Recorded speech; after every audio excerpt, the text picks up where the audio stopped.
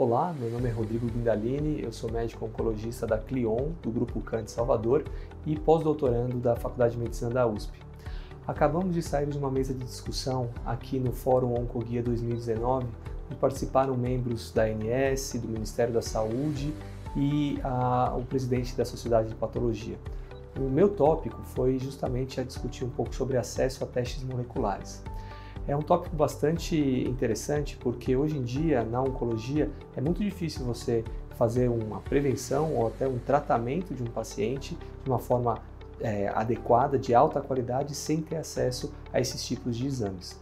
Nós temos basicamente dois tipos de exames que a gente precisa ficar diferenciando na hora de falar de teste molecular.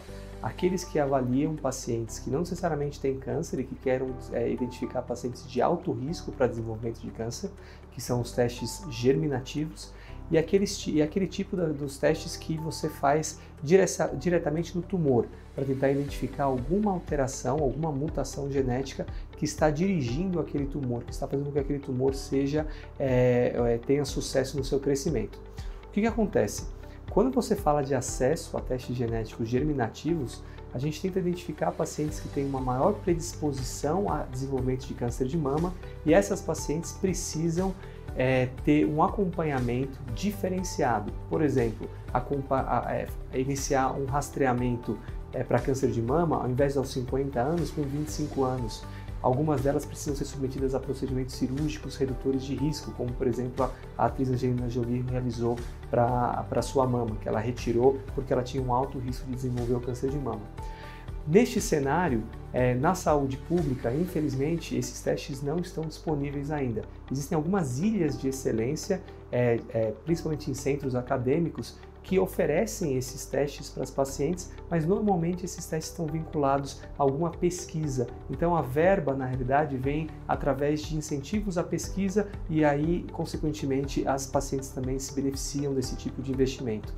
No entanto, de uma forma geral, universal, no SUS isso não está disponível.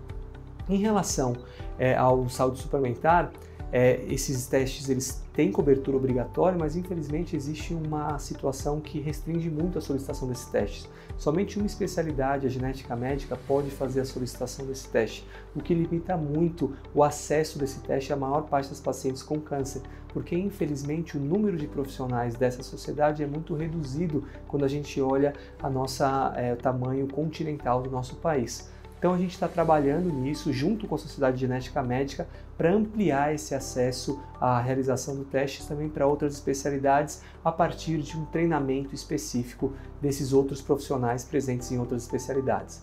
Em relação aos testes tumorais, a gente sabe que existem alguns tumores que, se você identificar alteração genética, como por exemplo o EGFR no câncer de pulmão, você pode oferecer um tratamento que traz uma maior taxa de resposta, uma maior eficácia e com menor toxicidade ao paciente.